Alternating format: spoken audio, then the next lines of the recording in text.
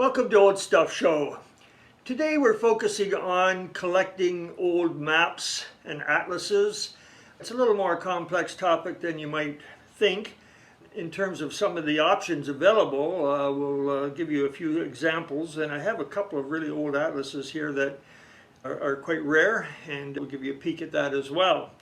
So we're only touching the surface here. We're not dealing with every aspect of maps, but we can give you a few samples of the kinds of things that people are looking for. One of the most common is the gas station map that was given away in the 50s, 60s. And what makes them collectible today is the fact that some of these no longer exist. So that's what people are looking for in the map collection part of the gas station maps. I only have one sample here. This is a golf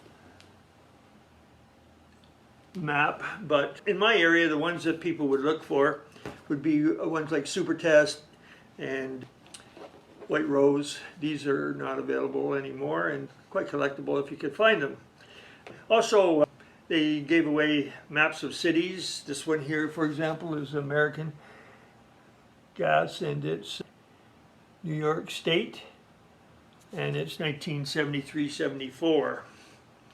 Sometimes tourist booths would be able to give you a map of cities, like this one, Chicago, and quite a comprehensive look at that. And of course, this is all pre-Google Maps, and these handheld maps were very important in those days for people to get around and know where they were going. Airlines had flight maps, which gave people an idea of where the airline would take them, and there's some airline collectors out there that like to add maps to their collection as well. Another kind of map, and this one is interesting because it's called a topographical map. They're fairly large, and in Canada the government has broken down the country into all its component parts, and it has detailed topographical maps of each section of Canada. And this one is Kawagama Lake, Ontario, and dated in the 1950s. What these maps give is the topography, the lake system, the river system, and a pretty good overview of what the countryside looks like in that particular section. And so these are certainly collectible, and collectible for people who live in certain areas and want the topographical map for that area. And then we go over to atlases. This one is an Atlas 1922 edition, the New World Gazetteer, and it's kind of interesting because the maps in here, although it's printed in 1922, go back to 1907. So all the maps related to the 1907 time period would be found in this atlas. One of the most, I think, significant ones that I found in here are the railroad maps, which are very, very detailed, and both for a railway collector and then just a map collector, that would be a terrific find. And also some of the, in Canada, the provincial province breakdown, and there's other maps in here too that cover other aspects of the world. My prized possession, though, is this Rand McNally Indexed Atlas, Dominion of Canada. It's dated 1904. And it's quite thick and heavy, but the maps in here are really spectacular, and it does focus on the Canadian part, the Canadian maps, but there's maps of the US in here, and Mexico, Caribbean, and many parts of the world. There's also city maps in here. So what I'm going to do is I'm going to focus mainly on the two atlases and some of the things that I've discovered in each, and we'll start with the 1922 edition and run you through some of the neat things that you could find in an atlas like that.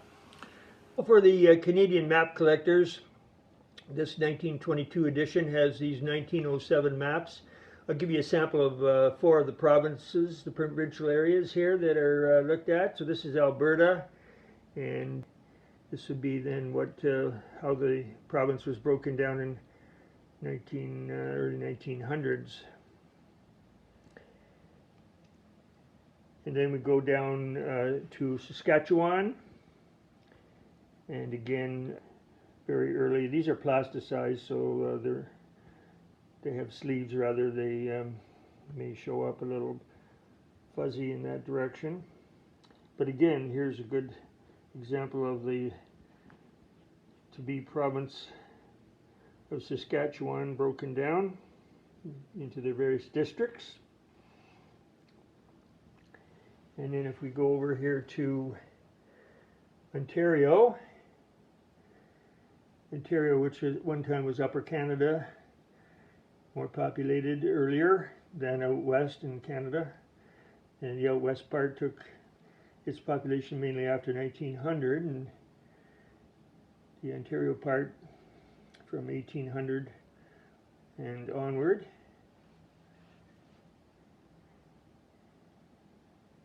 And it's quite detailed. It has the roads and the trains and all the individual stops. And then if we go to Atlantic Canada and Quebec, or just Atlantic Canada rather, here's New Brunswick, Prince Edward Island, Nova Scotia, and of course Newfoundland didn't come into Canada until 1949. So these are old maps. A map collector would appreciate these kinds of things from that 1922 atlas. Well, let's take a look now at the railway maps. So these railway maps are out of the same 1922 atlas, and this Grand Trunk System and Connections railway map it's 2 pages across, and it's so detailed and it's extremely interesting, and every stop along the way is listed. And so for the train collector and for the map collector, this is a pot of gold. It takes you right out to British Columbia. And then, as I mentioned, the Southern Railways and some of the connectors that go up to the Grand Trunk are shown here as well.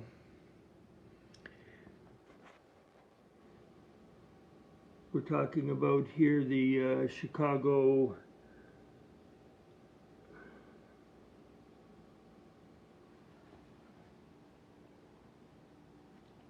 Burlington and Quincy Railway,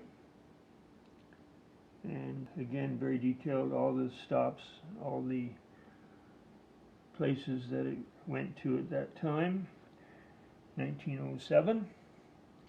And then if we go down here a little further, we've got the Union Pacific Railway through the western part of the United States. And then we have a little further down here, the Wabash Railway. Basically, I'm only showing you a few of these. The atlas contains all of the railway systems in the US, in Canada. So it's all very detailed and extremely informative.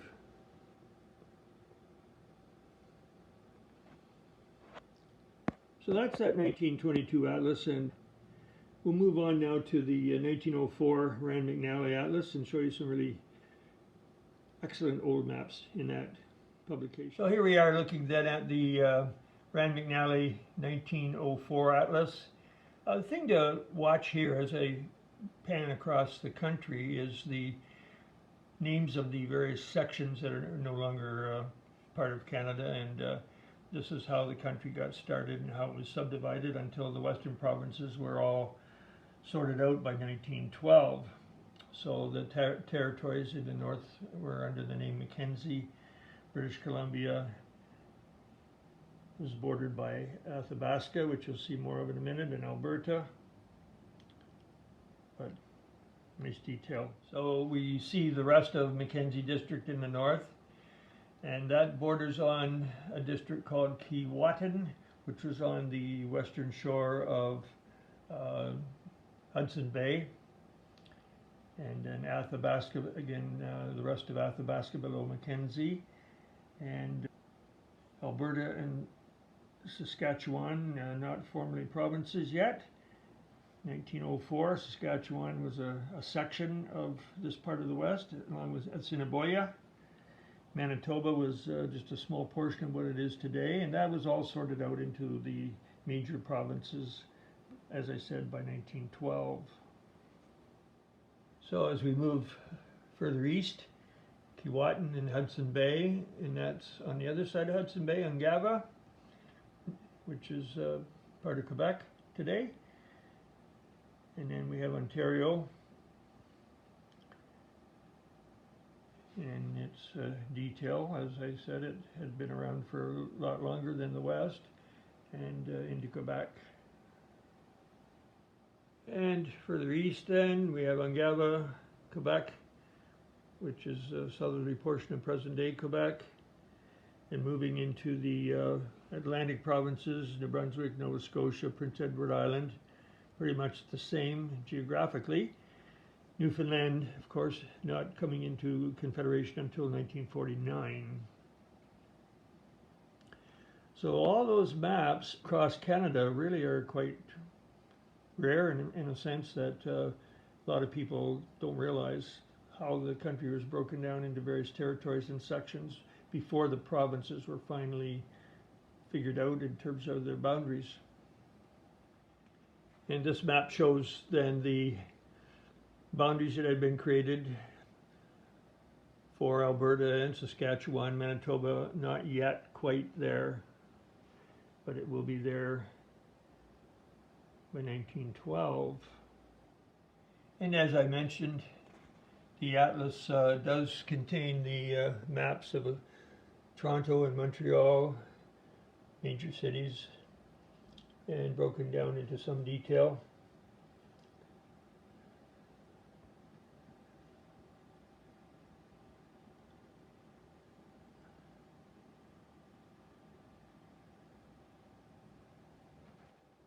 And here we have Montreal, early Montreal, 1904. Good solid map there of all the sections of the city. So as I said, the atlas also looks at other areas in the world. United States map here, an early United States map. And then, as I mentioned, it does go down to Mexico and the Caribbean and Central America, South America, Europe, Africa. So this atlas, to have a 1904 atlas, is pretty special, and I know the serious map and atlas collectors would love to have a copy of this particular one. This had been in a family for a number of years, so it was, I borrowed it to make the video, and thank goodness it makes a big statement. So that's a little tour of the old atlases and some of the ideas of map collecting. Again, I stress this is just a tip of the iceberg, but still some very interesting things, and I hope you enjoyed it.